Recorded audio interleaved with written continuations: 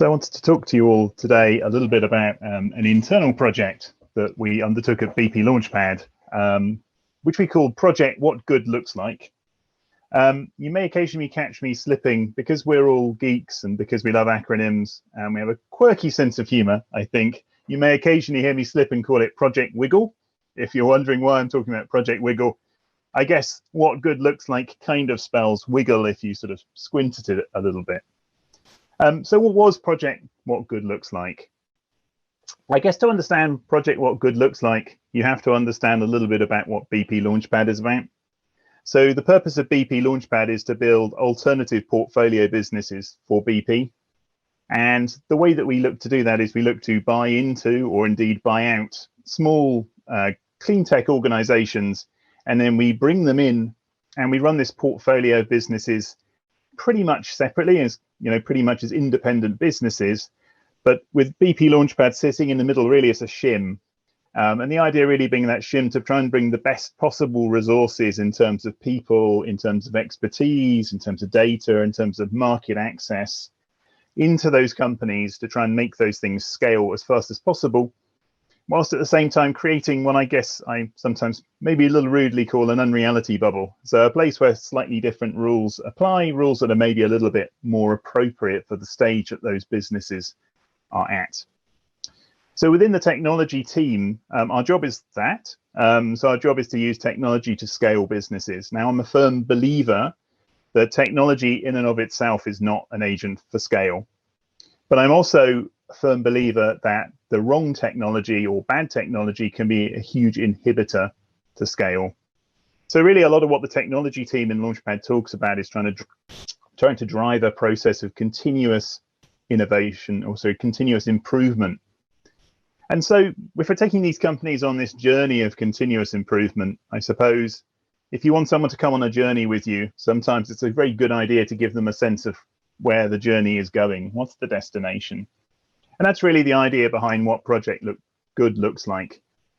If continuous improvement was a destination, not a journey, what might it feel like? Or to put it a different way, what do we, as the Launchpad technology team, think is the state of the art in terms of building technology-centric companies?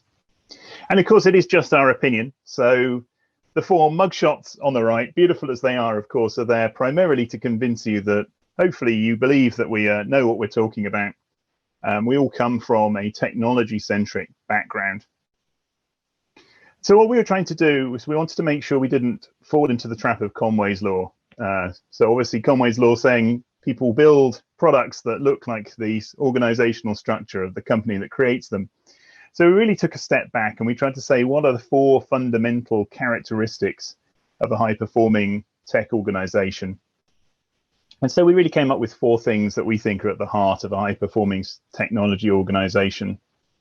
And the first, perhaps unsurprisingly, is customers' needs. So this is the idea that everybody in the organization, irrespective of their role, should always be focused on the customer, ideally the external customer at all times, and there should be tight feedback loops with those customers. And above all, and this is an interesting one I find, is placing those customers' opinions over your own. Too many times when I work with high-tech early stage organizations, they'll say, you know what, we love our customers, we talk to our customers, but actually really we know better what our customers want than those customers know themselves. And they'll often be dressed up with the old adage of Henry Ford, and if I asked my customers what they wanted, they'd have asked for a faster horse. Fair enough. But if you're going to take that approach, you really need to be 100% sure you're right and they're wrong. At the end of the day, people buy things that they want and they need. They don't buy things that you think they want and they need. The second aspect is a resilient team, a team that is, can move fast, a team that is confident in the face of victory, but also a team that is resilient in the face of setback and resilient in the face of failure. First and foremost of that is psychological safety. Google published a well-known study now into high-performing teams, and they found, of course, that psychological safety was the #1 indicator of high-performing teams. At the end of the day, if you're on a journey of continuous improvement, how can you improve if people are too frightened to talk about what's wrong? The second is agile in all of its forms. And really the two of those things coming together to try and create a culture of safe experimentation supported by the right platforms, processes, and tools. The third area, or the third thing at the heart of a high-performing tech organization, is a strong product. And I guess really the bottom line for a strong product means a true and genuine belief that actually the product is the primary source of revenue or the primary source of value for the organization.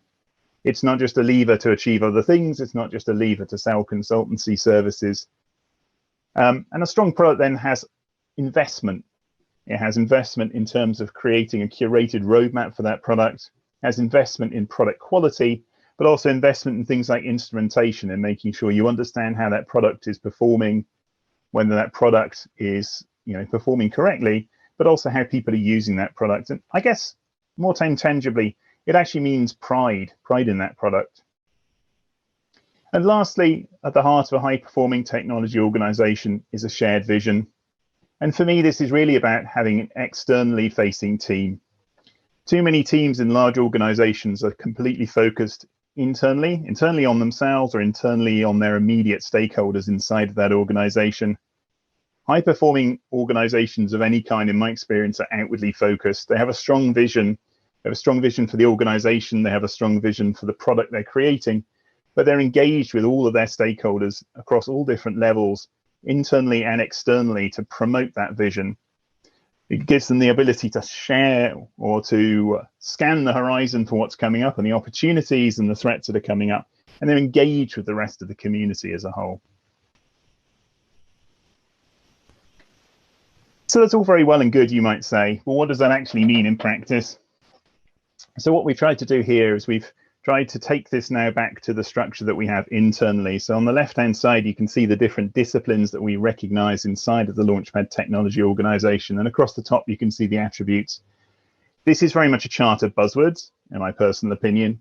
But actually, each of those buzzwords is actually backed up by a really important and interesting set of ideas and a set of technologies and techniques. And of course, it's the job of my organization to go into the portfolio companies and try to help them to understand what each of these words actually means for them and for the stage of the journey they're in. Put a different way, I hate this idea that creation of products is a linear process. So what I've tried to do is to take those different disciplines and wrap them around in a circle. And really, each of those different functions, in my opinion, are going to be doing one of three things at any given time. They're going to be in planning mode. They're going to be thinking about what's coming next. They'll be in building mode. They're building the thing that they just planned, or they're in measurement mode. So they're measuring the impact of the thing that they just built, and then they're feeding those metrics back into the planning phase. And around they go, improving as they go. And so what I've done is I've tried to map each of those different concepts into these different phases. It's a bit of an eye chart, but you will be getting the slides after this. So if you're interested, please do look up this presentation and dive a little bit deeper. And so just to finish, I wanted to finish with some lessons learned from what this has meant in practice for our team, trying to put this in place. First lesson that I'd like to share is a rather pithy Chinese saying. Some of you may have heard it before. They say the fish rots from the head. And what they mean by that, and they're so absolutely right, is if you don't have the right leadership in place, there's very little you can actually achieve, in my experience. If you work with the teams working on the ground, you can get incremental improvements, but they're always going to be incremental improvements if you have the wrong leadership structure in place. If you want to make exponential improvements, or non-incremental improvements, then you have to work with the technology leadership and you have to ensure you have the right leadership with the right attitudes. The second is everybody hates rules, but everybody loves frameworks. The two things are very, very different. Rules tell you what you're not allowed to do. Frameworks give you a sense for how you can navigate a previously uncharted space.